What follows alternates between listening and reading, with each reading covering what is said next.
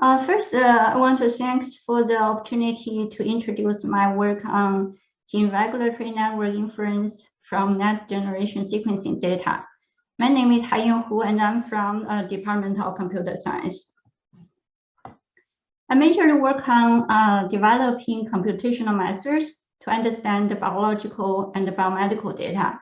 So I came to UCF in 2008, and in the past dozen years, I taught both graduate and undergraduate courses. I have got a few awards, including NSF Korea. So our lab is pretty interested in studying various types of biological interactions.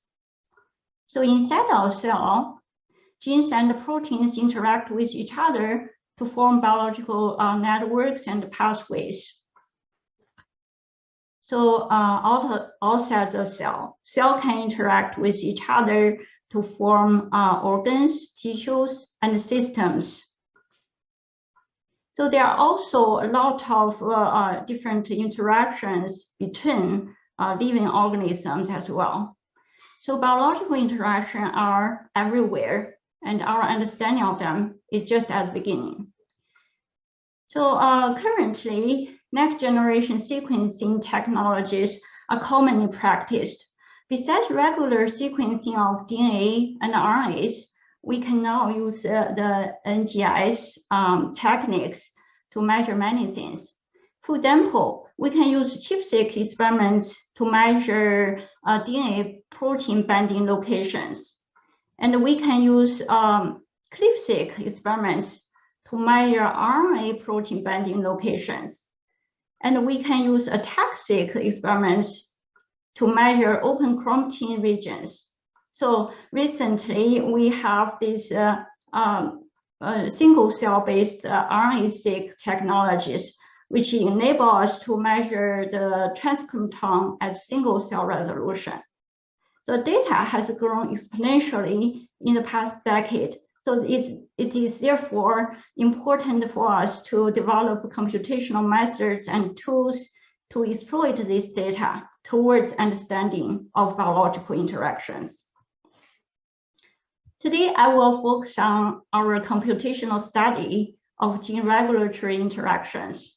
So as we know, a gene can encode a protein such as a transcription factor, TF, which can bind to the upstream promoter region of a target gene and regulate that target gene's gene expression.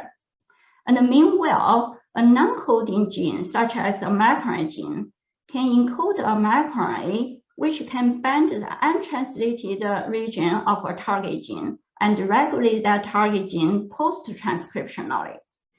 So therefore, coding gene and non-coding gene can form very complicated network. So here, this is an example, a toy example of gene regulatory interaction network, which involves a microRNA, the pink diamond, and TF, and downregulate genes and upregulate genes, which are the circles here. So undoubtedly, having such a network at the genome scale will greatly benefit our understanding of everything, like diseases, phenotypes, rules of life. So however, currently, we do not have such a network in many species. So the key to obtaining such a network is to identify the targeting relationships.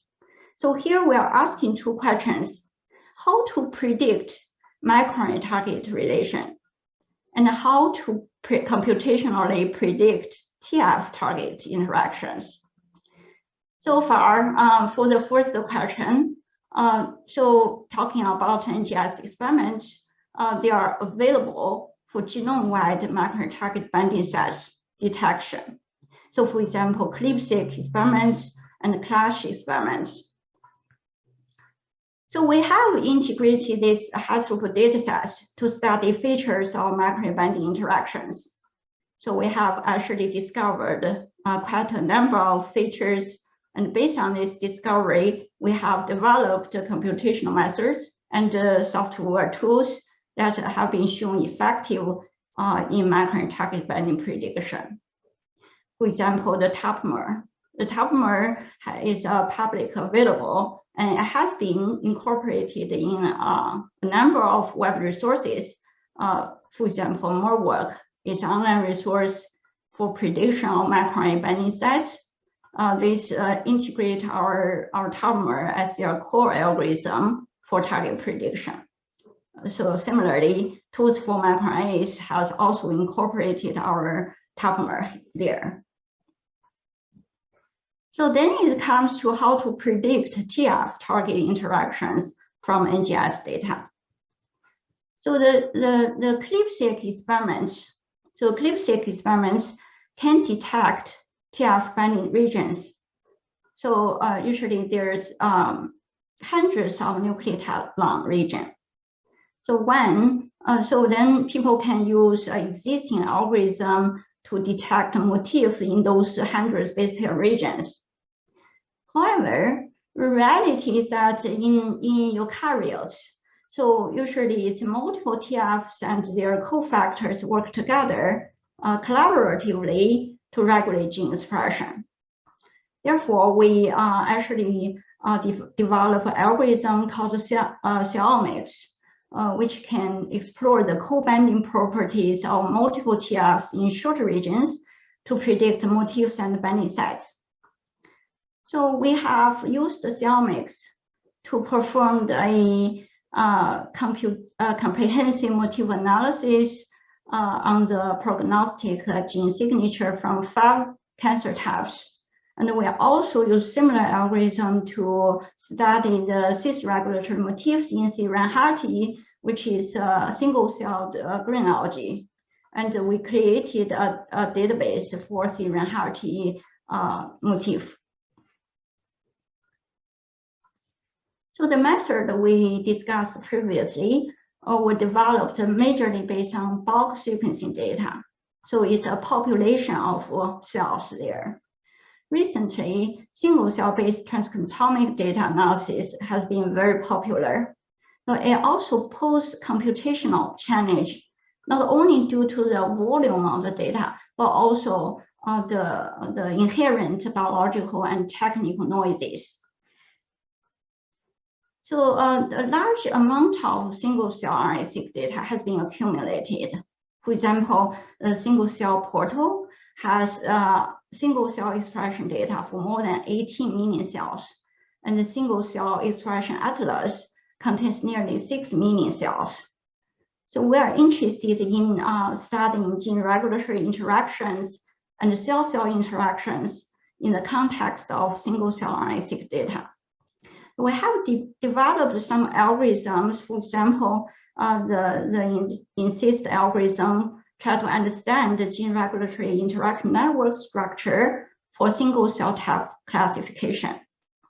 So the method majorly applies a graph algorithm and then to represent the network structure of gene regulatory interaction network. And this representation used to construct a machine learning model, and the prediction of the machine learning model will be further used to perform the single-cell type classification. So the results, current results is quite promising here. So in the near future, we want to continue working on omics data integration and analysis, and we try to understand the biological interactions and pathways in different diseases and under different phenotypic conditions. And for long term, the essential goal is to understand the biological system at multiple scales and try to develop data analytical methods that are essential to personalized medicine and healthcare.